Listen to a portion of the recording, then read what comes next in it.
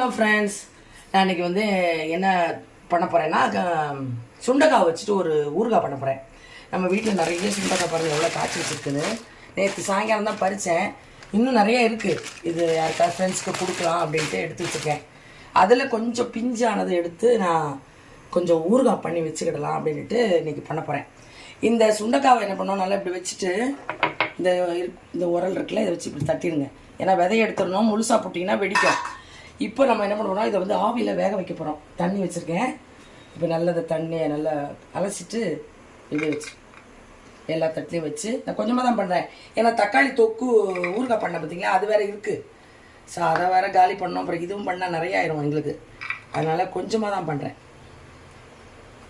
இப்போ இது எல்லாத்தையும் இந்த தட்டில் வச்சுட்டு வேக வச்சிட போகிறோம். வேக வச்சு பண்ணும்போது நல்லாயிருக்கும், சாஃப்டாகிடும். இந்த சுண்டைக்காயோட தோலே ஒரு மாதிரி ஹார்டாக தான் இருக்கும். அதனால தான் நான் பிஞ்சாக எடுத்திருக்கேன். அதுக்காக தான் நம்ம முதல்ல ஆவியில் வேக வைக்க போகிறோம். இது கூட நான் என்ன பண்ண போகிறேன்னா புளியையும் வச்சிருப்பேன். ஆவியில் வேக வச்சுட்டு அதுக்கப்புறம் நம்ம எப்படி செய்கிறோன்ற ப்ராசஸ் சொல்கிறேன். இப்போ இந்த ஒரு நெல்லிக்காய், பெரிய நெல்லிக்காய் அளவு புளி, இந்த புளியையும் நம்ம இதில் வச்சு வேக வச்சுருப்போம். இதில் கொட்டெல்லாம் எதுவுமே கிடையாது, நாரெல்லாம் எடுத்துட்டேன். இப்போ இதில் ஆவியில் வச்சுட்டு முடியலாம். ஒரு 10 நிமிஷம் வேகட்டும். வெந்ததுக்கப்புறம் உங்கள்கிட்ட காமிச்சிட்டு எப்படி செய்யணுன்றது சொல்கிறேன். இப்போ பாருங்கள், நல்லா வெந்துருச்சு. நல்லா தோல் சாஃப்டாகிடுச்சு பாருங்கள். புளியும் நல்லா இதுவாகிடுச்சு. இப்போ நல்லா கொஞ்சம் ஆறட்டும். இதில் தண்ணியெலாம் எதுவுமே இல்லாமல் தான் நம்ம செய்ய போகிறோம்.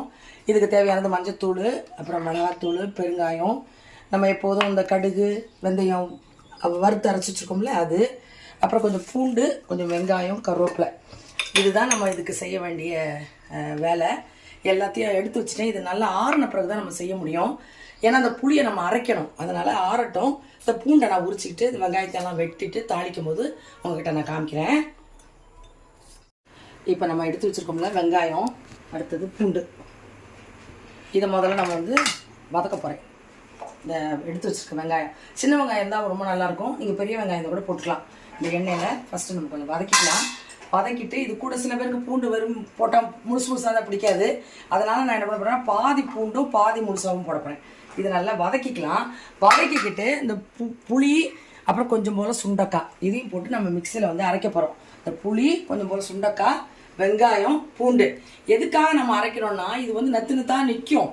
கொஞ்சம் பைண்டிங் வர்றதுக்காக தான் நம்ம அந்த புளியையும் வெங்காயத்தையும் நம்ம அரைக்கிறோம். வெங்காயம் போட்டிங்கன்னா ரொம்ப நல்லாயிருக்கும். சில பேர் அந்த தக்காளி கூட போட்டுறேன்னு சொல்கிறாங்க. ஆனால் நான் அதெல்லாம் போட மாட்டேன். அதுக்கு பதிலாக நம்ம அந்த புளி போடுறோம். இப்போ இதை நல்லா வதக்கிட்டு, வதங்கினா ரொம்ப ப்ரௌனெல்லாம் வதங்க வேண்டாம். ஒரு கண்ணாடி பதம்னு சொல்லுவோம் இல்லையா, அது வந்ததுக்கப்புறம் இதை எடுத்துட்டு அதுக்கப்புறம் நம்ம தாளிச்சிடலாம். அது ஆறின பிறகு இந்த வெங்காயம், இந்த புளி, சுண்டைக்காய் நான் அரைக்கும் போது உங்கள்கிட்ட சொல்கிறேன். இது நல்லா வதக்கிடுறேன். வதக்கிட்டு காமிக்கிறேன். பாருங்கள், வெங்காயத்தையும் பூண்டையும் இந்த பதத்துக்கு வதக்கிட்டால் போதும். இந்த 5 குழியில் உள்ளதில் 2 குழி உள்ளதை இதில் போட்டிருக்கேன். புளியும் அதையும் போட்டிருக்கேன். இப்போ இந்த 3 குழி உள்ள சுண்டைக்காய் இருக்குது. இது ஆறினோன்னு இதில் போட்டு நம்ம அரைக்க போகிறோம். அதே எண்ணெய் தான். இப்போ கடுகு போட்டுக்கலாம்.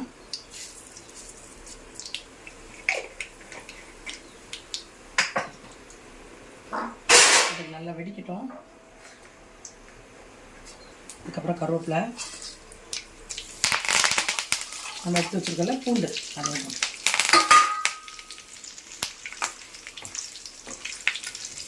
இந்த எண்ணெயில் இந்த பூண்டு போடும்போது ரொம்ப நல்லாயிருக்கும். வாசமும் நல்லாயிருக்கும், சாப்பிட்றதுக்கும் நல்லாயிருக்கும். எனக்குலாம் இந்த பூண்டு, எண்ணெயில் போட்ட பூண்டு, குழம்புல போட்ட பூண்டெல்லாம் ரொம்ப பிடிக்கும். சாப்பிடுவேன் நல்லா. கடுகு நல்லா பொடிச்சு. இப்போ நம்ம அந்த பூண்டை போட்டாச்சு இல்லையா, நம்ம எடுத்து வச்சுக்கல சுண்டைக்காய், அதை போட்டு அவ்வளோ போட்டாச்சு. சீனில் வச்சு இதை நல்லா வெந்துக்கிட்டோம்.